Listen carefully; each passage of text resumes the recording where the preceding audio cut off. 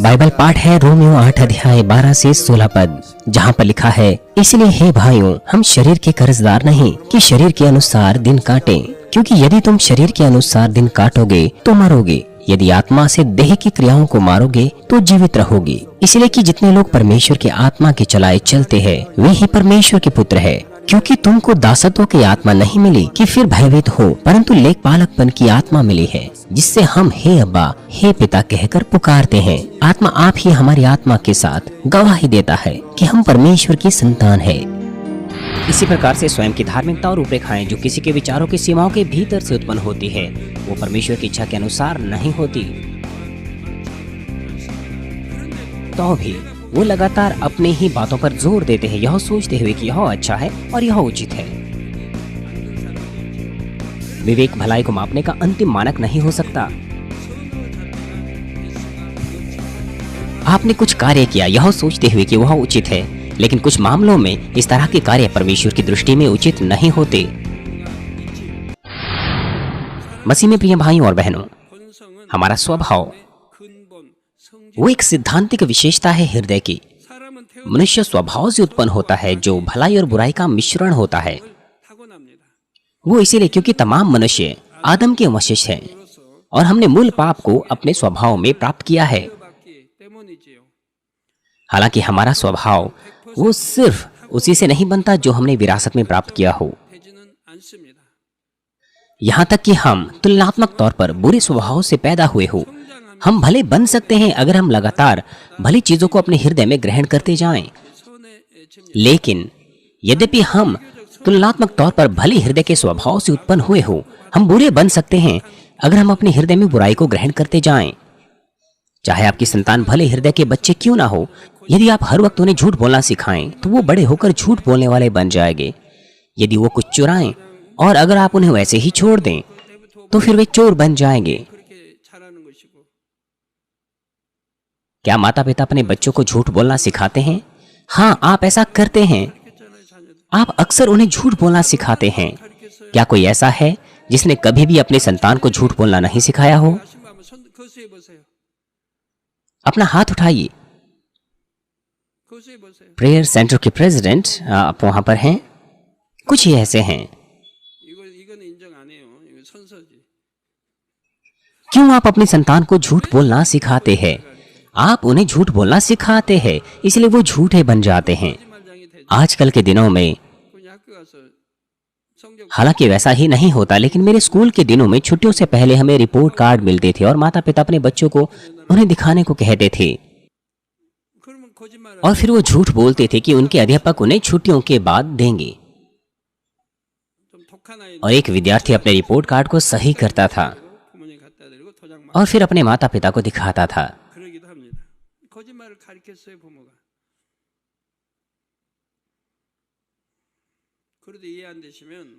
क्या आपको अभी भी समझ नहीं आया? ठीक है, मैं आपको बताता हूँ। फोन बज रहा है और बेटी फोन को उठाती हैं और फिर वो रिसीवर को छुपा करके आपको कहती है कि मम्मी कोई आपको फोन कर रहा है, क्या चाहती हैं कि मैं उसे बोलूं? और फिर आप उसे कहती हैं, उसे कहो कि मम्मी घर पर नहीं है, वो बाजार गई है। देखिए, आप अपने बच्चों को झूठ बोलना सिखा रहे हैं और वो इसे सीखते हैं। आप अपने बच्चों के साथ अपने घर पर है, लेकिन आप उनसे झूठ बुलवाते हैं जैसे मानो आप घर पर हो ही नहीं। इस प्रकार से असत्य उनके अंदर आता है और भला हृदय बुरे हृदय में बदल सकता है। हमारे स्वभाव की बुराई वो ऐसे स्थान पर रहती है जो हमारे विवेक से भी कहीं ज्यादा गहरे स्थान पर रहती है, इसीलिए उसे ढूंढना और भी अधिक मुश्किल होता है। हमारे स्वभाव की तुलना भूमि की विशेषता से की जा सकती है। यदि आप भूमि से खरपतवार हटाएं, पत्थर हटाएं और फिर उसमें बीज बोएं, तो अभी आप उसे देखने के द्वारा ये कह नहीं सकते कि वह भूमि अच्छी है या नहीं है। सिर्फ देखने के द्वारा आप नहीं कह सकते। इसी प्रकार से यदि आप स्पष्ट दिखने वाले सत्य को निकाल फेंके और अपने विवेक से बुराई को निकाल फेंके, तो भी आप वास्तविकता में किसी प्रकार की बुराई को देख नहीं पाएंगे जो आपके अंदर बची रह जाएगी और वो आसानी से प्रकट नहीं होती हैं। परंतु क्योंकि आपके पास स्वभाव में इस तरह की बुराई है, इसीलिए आपके पास शारीरिक विचार होते हैं उसका एहसास किए बगैर। हम इसे समझ सकते हैं यदि हम अय्यूब की बुराई को दूर करने की प्रक्रिया को देखें। परमेश्वर ने शैतान से बात की अय्यूब को ऊंचा उठाते हुए। उसने कहा कि अय्यूब दोष रहित था और धर्मी था और उसके अंदर कोई बुराई नहीं थी और उसके समान कोई नहीं था।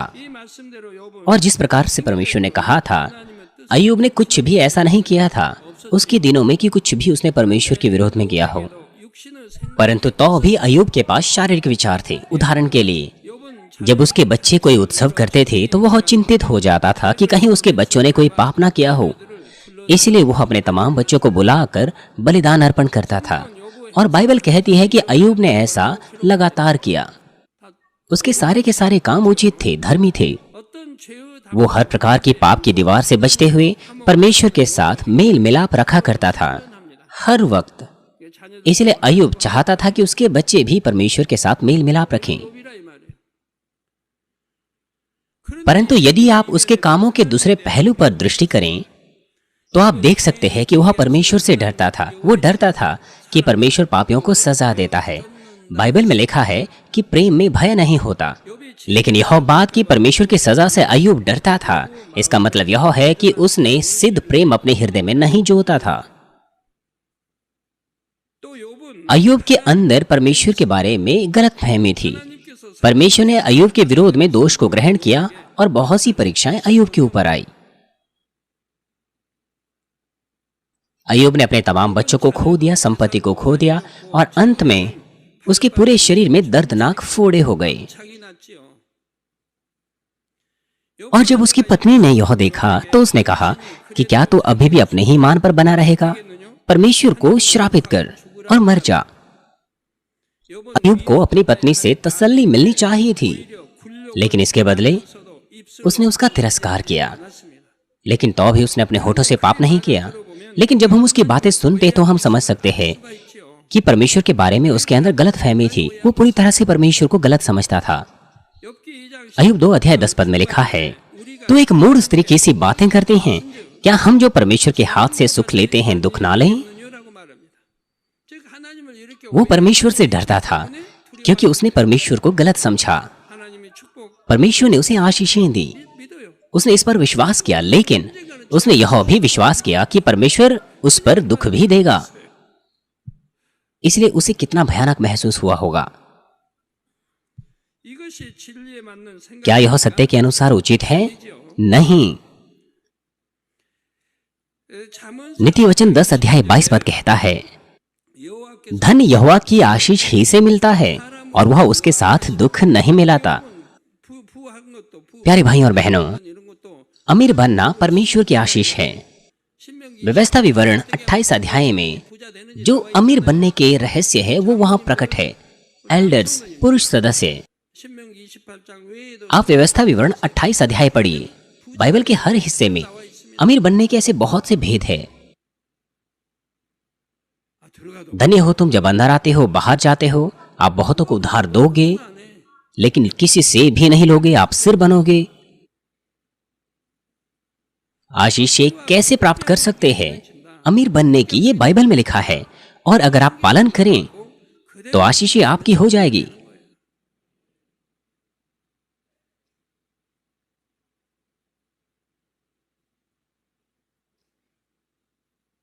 धन यहोवा की आशीष ही से मिलता है और वह उसके साथ दुख नहीं मिलाता।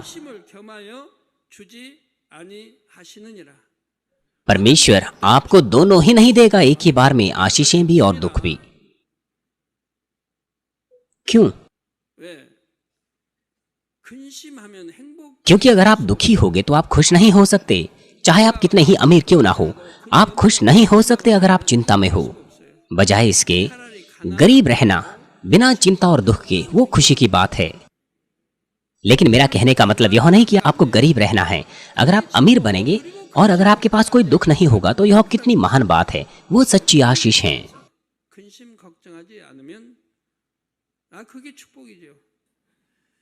ये प्रभु की आशीष है जो धन देता है और उसमें कोई दुख नहीं मिलाता। परमेश्वर उन्हें आशीष देता है जो उन्हें प्राप्त करने की योग्य है, लेकिन वो उनके ऊपर दुख और विपत्ताएं नहीं डालता।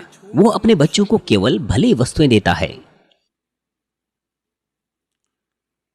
यदि आप परमेश्वर से प्रेम करते हैं तो आपका डर दूर हो जाएगा, क्योंकि आप परमेश्वर के वचन के अनुसार जिएंगे। इसलिए डरने का कोई कारण नहीं होगा। परमेश्वर केवल आपको भली बातें देता है। आप डरते हैं क्योंकि आप वचनानुसार नहीं जीते, क्योंकि आप पाप करते हैं इसलिए डरते हैं, इसलिए आपको बोझ लगता है, इसलिए आपको मेरे सामने आने से डर लगता है। एक बार आप मेरे पीछे बड़े जोश के साथ चलते थे, लेकिन अब आप मुझे अनदेखा करते हैं। इसका मतलब आप मुझसे डरते हैं। मुझसे डरने का कोई कारण नहीं है। हालांकि अगर आपने बिना किसी डर के पाप किया है और फिर आप अगर ये कहें कि सीनियर पास्टर मैं आपसे प्रेम करता हूं, ऐसा नहीं होना चाहिए। ये शत्रु दुष्ट और शैतान है जो आपदाएं डालता है। वो दुख जो अय्यूब के ऊपर आए वो सब शैतान के द्वारा लाए गए थे। मान लीजिए एक कार्यकर्ता के पास उसी प्रकार के शारीरिक विचार है जैसे अय्यूब के पास थे, और वह किसी को परामर्श दे रहा है, तो फिर वह परमेश्वर को ऐसे दर्शा सकता है जैसे वह डरावना परमेश्वर है, और इस तरह से वह उस व्यक्ति को परमेश्वर से और भी दूर कर सकता है। इसलिए अब हमें हमारे स्वभाव में बुराई कैसे हम ढूंढ सकते हैं? हम इन्हें आजमाइशों से ढूंढ सकते हैं। अय्यूब ने अपने स्वभाव में बुराई को उन गंभीर परीक्षाओं से एहसास किया। हालांकि अगर वह अपने स्वभाव की बुराई को एहसास कर पाता तो वह उसी वक्त उसे दूर कर सकता था, लेकिन क्योंकि वह उसे एहसास नहीं कर पाया इसलिए वह दूर भी नहीं कर पाया, इसलिए उसके ऊपर आजमाइशें आई। ये कितना अच्छा होता अगर आप बुराई को बिना आजमाइशों से गुजरे हुए दूर करें। वो अपने स्वभाव की बुराई को दूर कर पाया और परमेश्वर से आजमाइशों के द्वारा सच्चा मेल रख पाया। लेकिन हमें अपने स्वभाव की बुराई का एहसास करने के लिए इस तरह की गंभीर आजमाइशों से गुजरने की आवश्यकता नहीं है। हम उन्हें एहसास कर सकते हैं अगर हम निरंतर अपने आप को परमेश्वर के वचन पर रख कर देखें। इब्रानियों 4 अध्याय 12 पद कहता है, क्योंकि परमेश्वर का वचन जीवित और प्रबल और हर एक दोधारी तलवार से भी अधिक चोखा है, और जीव और आत्मा को और गांठ गांठ और गूदे गूदे को अलग करके वार पार छेदता है और मन की भावना और विचारों को जांचता है। और इससे भी बढ़कर पवित्रता का सुसमाचार जिसे आप सुन रहे हैं वो एक बहुत ही अच्छी तेज तलवार के समान है। यह स्वभाव में छोटी छोटी बुराई को भी छेद सकती है। और साथ ही 1 तिमुथियुस 4 अध्याय 5 पद कहता है, क्योंकि परमेश्वर के वचन और प्रार्थना के द्वारा शुद्ध हो जाती है। आप कैसे पवित्र हो सकते हैं? परमेश्वर के वचन और प्रार्थना के द्वारा। केवल वचन के द्वारा पवित्र नहीं हो सकते, आपको प्रार्थना की भी आवश्यकता है। केवल प्रार्थना के द्वारा आप पवित्र नहीं हो सकते, आपको परमेश्वर के वचन की आवश्यकता है। दूसरे शब्दों में दोनों ही वचन और प्रार्थना के द्वारा आप पवित्र हो सकते हैं। सिर्फ जोशीली प्रार्थना के द्वारा क्या आप पवित्र बन जाएंगे? नहीं। आप नहीं जानते कि बुराई क्या है, पाप क्या है, तो फिर आप कैसे पवित्र हो सकते हैं बिना उसे जाने? इसलिए आपको वचन का भी पता होना चाहिए। आपको वचन को सुनना है, उसे सीखना है। लेकिन अगर आप प्रार्थना ना करें तो आप ताकत नहीं प्राप्त कर सकते उसे दूर करने की। जब आप प्रार्थना करते हैं तो ताकत आपके ऊपर आएगी और पवित्र आत्मा की प्रेरणा के द्वारा और अपनी इच्छा और परमेश्वर के अनुग्रह के द्वारा आप उसे निकाल फेंक सकते हैं। इसलिए आप पवित्र हो सकते हैं वचन और प्रार्थना के द्वारा। हमें एहसास करना है अपनी बुराई को परमेश्वर के वचन की ज्योति में और प्रार्थना के द्वारा और उसे निकाल फेंकना है। क्या आप में से कोई ऐसा महसूस करता है कि आपने कोई विशेष इतना अधिक पाप तो नहीं किया और उसी वक्त आपके अंदर शांति भी नहीं है? आपके स्वभाव की बुराई वो समस्या हो सकती है, या फिर इस तरह के कारण हो सकते हैं। आपने सोचा कि आपने अपने पापों का पश्चाताप किया पहले, लेकिन वास्तविकता में आपने पूरी तरह से क्षमा नहीं पाई। दूसरे शब्दों में, जब आपने पश्चाताप किया था, पाप की दीवार वो पूरी तरह से नाश होनी चाहिए थी। लेकिन अगर आपका पश्चाताप एक सिद्ध पश्चाताप के रूप में ग्रहण नहीं किया गया तो आपका हृदय पवित्र आत्मा से भरा नहीं रहेगा, आनंद से नहीं भरा रहेगा। यद्यपि आप जोशीली प्रार्थनाओं से क्षण भर के लिए भर सकते हैं, लेकिन जल्दी ही वह गायब हो जाएगा, क्योंकि आपके पास पाप की दीवार है। ठीक है?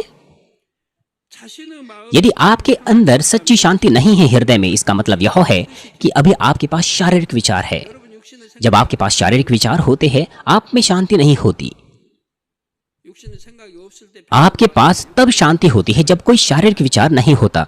शारीरिक विचारों के द्वारा आप शांति में नहीं रह सकते। जब आप दोष लगाते हैं, निंदा करते हैं, ईर्ष्या और जलन महसूस करते हैं, क्या उस वक्त आपको शांति होती है? यदि आपके पास हृदय में सच्ची शांति नहीं, इसका मतलब यह है कि आपके पास शारीरिक विचार है।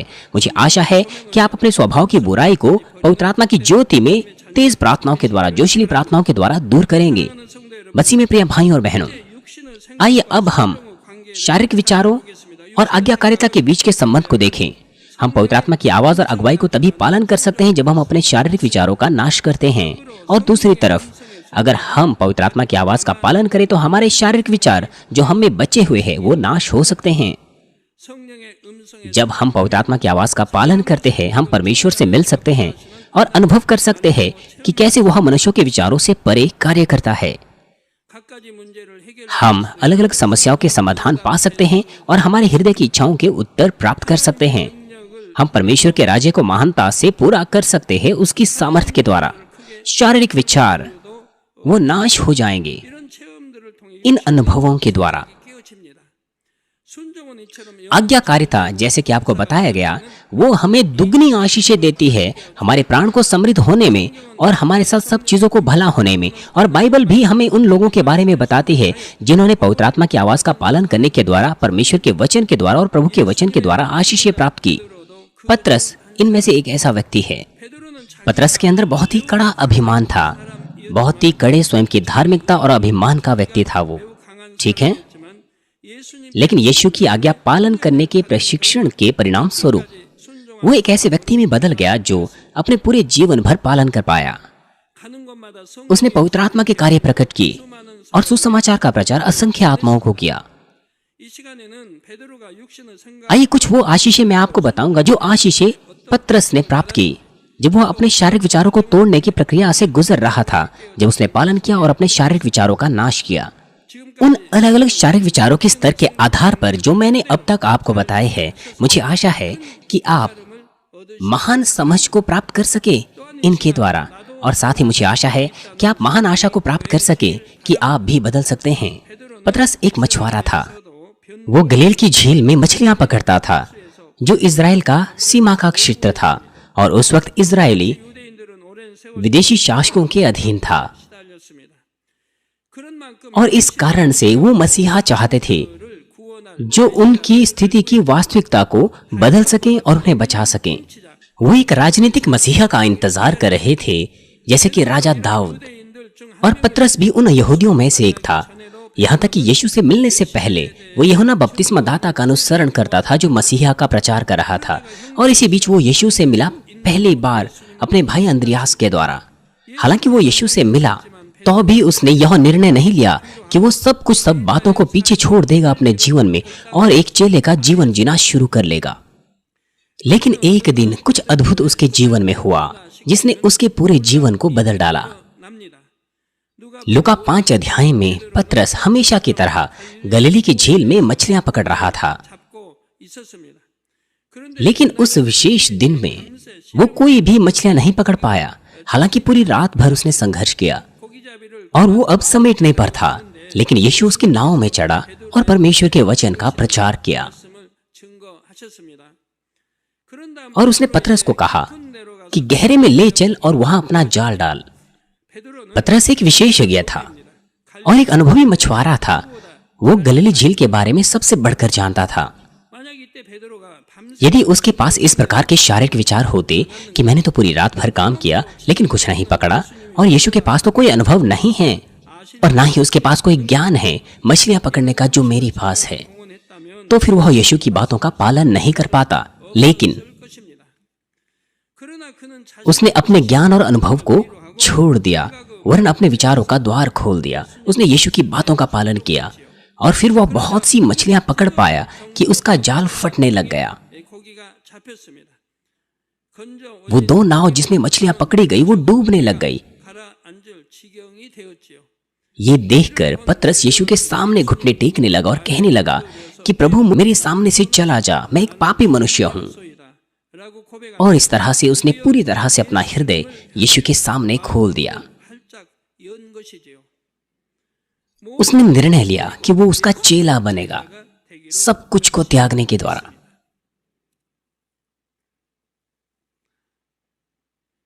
प्यारे भाइयों और बहनों, केवल एक बार नहीं वरन बार बार पवित्र आत्मा की आवाज और अगुवाई की श्रृंखला को सुने और ऐसे बने जो पवित्र आत्मा की आवाज को सुन सके। अगर आप पवित्र आत्मा की अगुवाई पाएंगे तो आप सब बातों में संपन्न बन जाएंगे। हमारे सदस्य वो जो व्यापार करते हैं पवित्र आत्मा की अगुवाई पाएं तो असंभव संभव बन जाएगा और संभव और भी बेहतर बन जाएगा। अगर आप पवित्र आत्मा की आवाज को सुन सकें तो फिर आपको पता चलेगा कि आपको ये करना है या नहीं। क्या आपको घर बेचना है? कोई समस्या नहीं, आप आसान मार्ग को चुन सकते हैं। कृपया अपने शारीरिक विचारों का इस्तेमाल कर मुश्किल रास्ता ना चुने। एक एल्डर है जो आत्मा में जाने के लिए समर्पित है और परिश्रम पूर्वक संदेशों को सुनते हैं।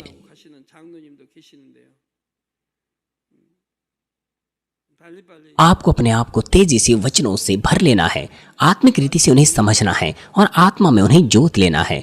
जितना अधिक आप उन्हें अपने अंदर आत्मा में जोतेंगे, आप पवित्र आत्मा की अगुवाई पाएंगे और फिर अपना व्यापार करें। वो चीजें जो नहीं हो सकती, पिता परमेश्वर उसे रोकेंगे या उसे कर देंगे अगर वो चाहते हैं, और वो चीजें जो की जा सकती है वो निश्चित तौर पर होगी। यद्यपि आप अपने मन में योजना बनाएं, लेकिन उसका कोई इस्तेमाल नहीं होगा अगर परमेश्वर आपकी अगुवाई ना करें। जैसे कि नीति वचन 16 अध्याय कहता है, यद्यपि आप अपने मन में युक्ति बनाएं, लेकिन आपको परमेश्वर की अगुवाई मिलनी चाहिए, अन्यथा वह अच्छे से नहीं होगा। जब तक आप परमेश्वर के जन ना बन जाएं, चीजें गलत हो सकती है। यद्यपि बाइबल कहती है कि परमेश्वर आपकी अगुवाई करेगा, वो इसीलिए क्योंकि आपके पास अपने शारीरिक विचार होंगे और आप दूसरे ही तरीके से अपने शारीरिक विचारों को अपने तरीके से इस्तेमाल करके करेंगे। यद्यपि पिता परमेश्वर आपकी अगुवाई आशीषों के मार्ग की ओर करना चाहें, लेकिन वो नहीं कर सकता क्योंकि आप किसी और ही मार्ग से जा रहे हैं अपने शारीरिक विचारों का इस्तेमाल करने के द्वारा। यदि आप वचन को परिश्रम पूर्वक सुने और वचन का अर्थ एहसास करें और वचन का पालन करें और आत्मा में जोतें, तो पवित्र आत्मा आपकी हृदय की अगुवाई करेगा। यदि आप इस तरह से अपने व्यापार की योजना बनाएं तो यह महान होगा। ठीक है, ये सिद्ध होगा, बहुत अच्छा होगा।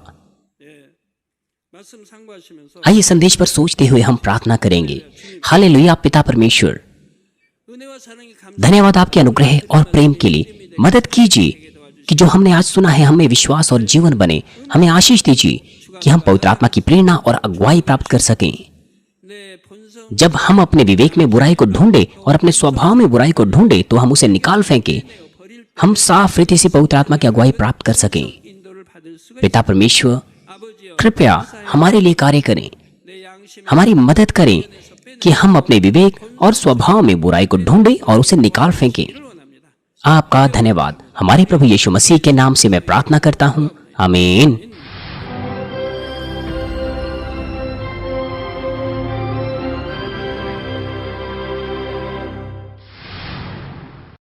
हालेलुया। सर्वशक्तिमान प्रेमी पिता परमेश्वर, कृपया अपना हाथ तमाम भाई और बहनों पर रखें जो इस वक्त यहाँ पर इस प्रार्थना को ग्रहण कर रहे हैं। अपना हाथ तमाम सदस्यों पर रखें, शाखा कलीसियाओं में और स्थानीय कलीसियाओं में, और तमाम GCN टीवी दर्शकों पर और मानविन टीवी दर्शकों पर, और वो जो इस सभा को सैटेलाइट, केबल और इंटरनेट के द्वारा संसार भर में देख रहे हैं, उनके हृदय में विश्वास बोइए और उनके नकारात्मक विचार और शक दूर कीजिए।